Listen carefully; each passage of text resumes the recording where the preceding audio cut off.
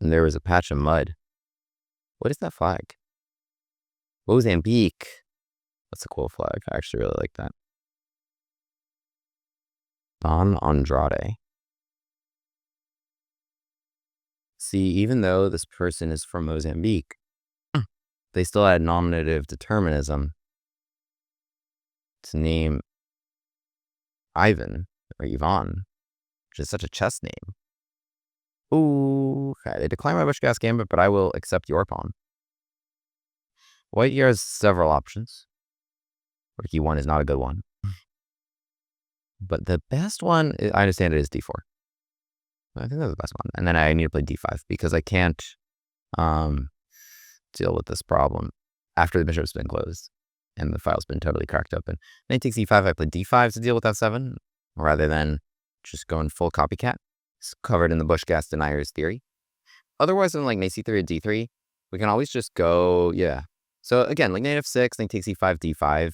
It's about equal. But we can keep it spicy with this Knight takes F2. White here actually has, I think, Queen E2, if I'm not mistaken. But I'm not sure, actually, if Queen E2 is here in another position.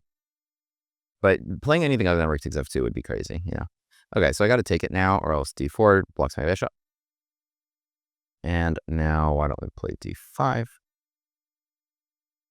So, for our knight and bishop, we got a rook and 2 pawns, which is already not a bad haul to play. Check there is surprising. Well, you just go back to B3. Because something I want is like E4, trade, and like Queen H4. If I can make that move, obviously Queen just would trade right now. So it's not it. Let's guess. Well, it's now even stronger because Queen H4 check could win this if we do it right. All right, regardless, let's castle. I mean, got a lot of compelling options here, honestly. Because, yeah, bishop G5, I have F6. There was no pin here. That's why I threw in D5. Okay, they come back. E4 takes Queen B6. Do we want, how much badly do we want to do this right now? Versus just like bishop G4, F5 and E4. I feel like you're a little short on squares.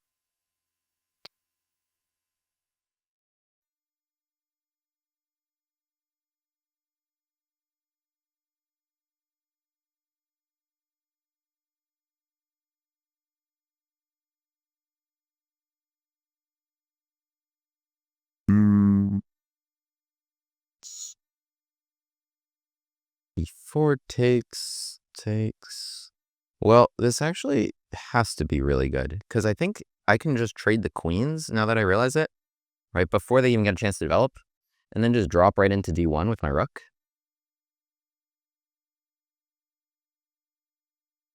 Like Queen B6 check and D takes E4 is good, don't get me wrong. But, I mean, it's crazy to want the queens off here, but takes E3, Knight F1, Rook D1. Yeah, this is a serious problem for white if I just jump right in here. You have bishop D2, but then I mean, I just don't want it hit like this. But E3 first.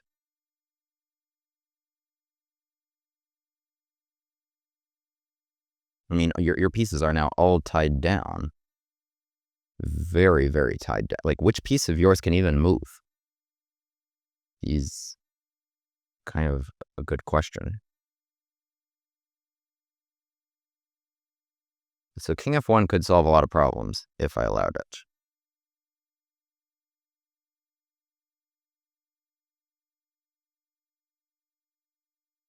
So I don't want to allow it. Let's play A5 to play B5 and A4. So you need A3 right now. Really? No, you just got the bishop trapped anyway. That didn't even help. Why would you do that? I mean, I understand because you wanted to defend to prepare an A3, right? But it didn't work at all. Not that their position wasn't completely losing anyway. The rook is a monster. I mean, it just ties everybody down. To be clear, I also wasn't even down material. 2 pawns and a rook for a bishop and knight is arguably better. So, they got him.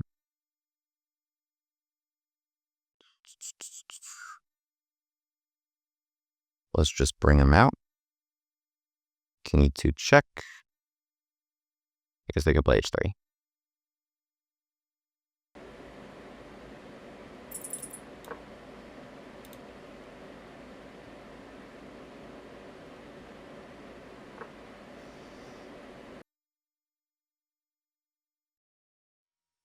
Okay, not a ton of time, so let's focus a bit on that. I guess this is hanging, but that's hanging. I wanted to. Not that the pawn's so easy to push. Don't get jammed in here. This is a good check.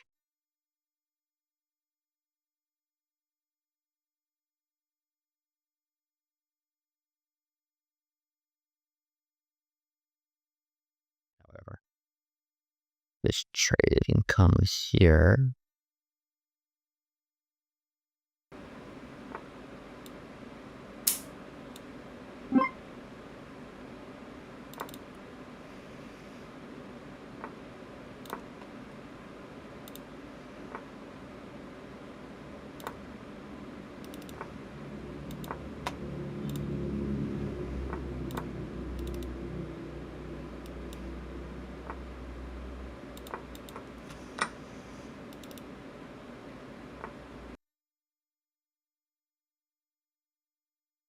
It'd be 3 is what I should have played.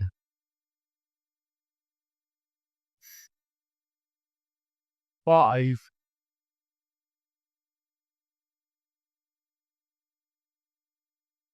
4-5.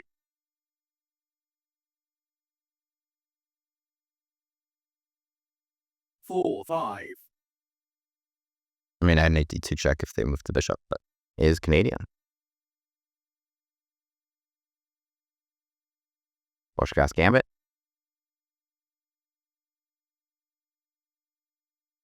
C3 is an interesting idea to try to play quick d4, but we strike first. We strike first. Now you can take this pawn if you want it and play d4. Most people just bail out and play d4, and then this is just equal. But you can take it. Of course, the engine would recommend this. Oh, and they do. And they do. Where are my Gambit glasses? Oh, there. I'm back. Queen f3 is actually by far the best move, and it's rare that people find it. Most people move the bishop actually into saying g2. They move the bishop anywhere. Okay, now that the queen's being traded, I think we have to go here, because or else the bishop will hang.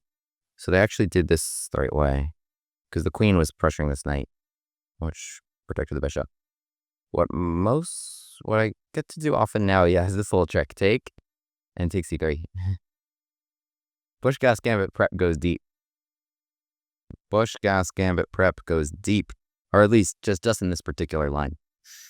Now, this is nice, because we eliminated this knight that was protecting the bishop, right? And the point being, now we have check. Now we have that check and recapture here.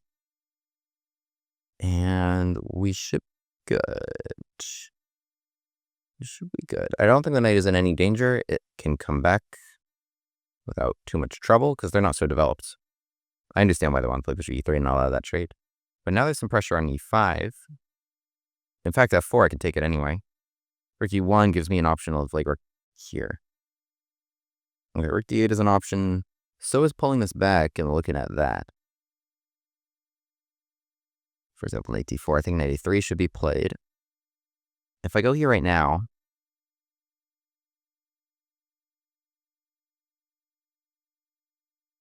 okay, yeah, let's do this. Okay. Now, knight d4 doesn't seem to do quite as much relative to knight f4. And can come to d3. And then we got some targets. And then on d3 would have, yeah, lots of targets, not to mention the rook. I would take it if I were white. I think it's too good. Now that's hanging, with the king awkwardly on h1, and also rook d2. And there's no knight c4 either. That's probably a better move than what I recommended. But still gives us lots of options, such as this. Knight d4, rook d2, and then I wish the king was there for a big check.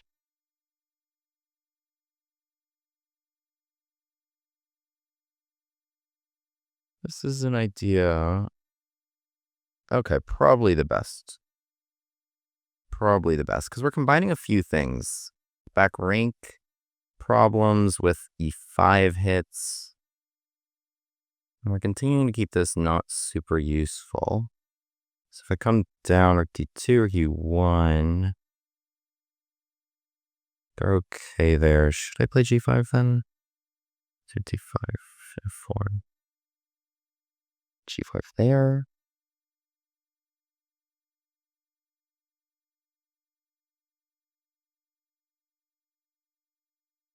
An interesting idea is check, trade it all on rook a1. I want to just kind of keep a good position. So let's stop f4. Let's bring this rook to d5 rather than just kind of chase this one pawn. I mean, I could.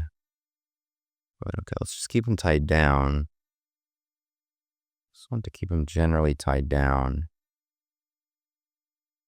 And now look at knight b4. Okay, let's come in here. Maybe bring the king in. I mean, they're playing well to hang on to their pawns. So now the knight wants to come to c4. That's a good spot. Maybe b5. But the b5 has its own issues. Let's just come here. Maybe look at king f5. Just kind of trying to put all my pieces on good squares rather than pawn hunt. Okay, a3 would be good. Okay, I'll play b5 now, though. We gotta watch the clock. And rook c5 as we continue to try to find good spots.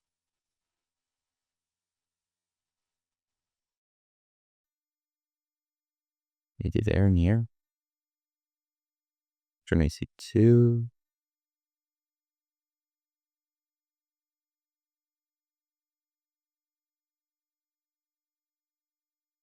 They're also not having any ideas. Oh, that was just the g4 check, I guess.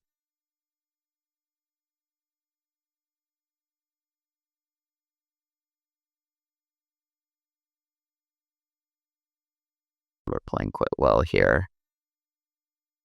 Now the king should be a monster. It would be easier for me if there were less things on the board.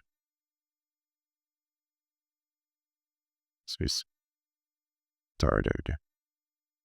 Like, we just trade one set of things.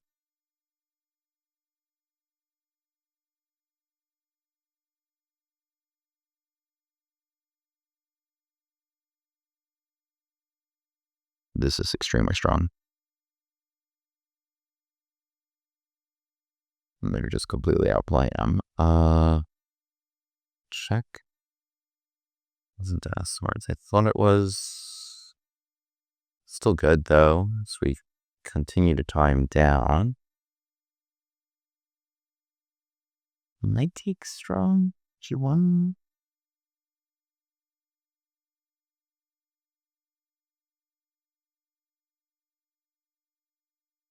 Five, 4, 3, 4, 3, 2, 3. Dirt. Too much freedom.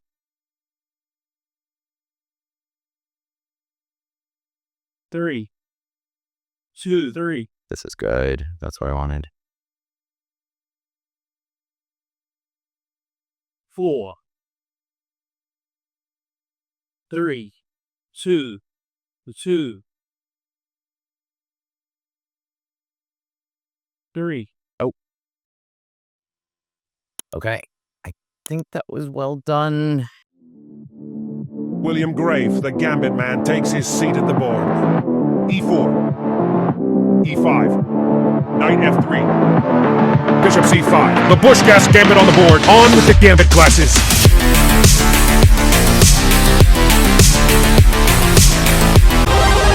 Hero pawn unlocked.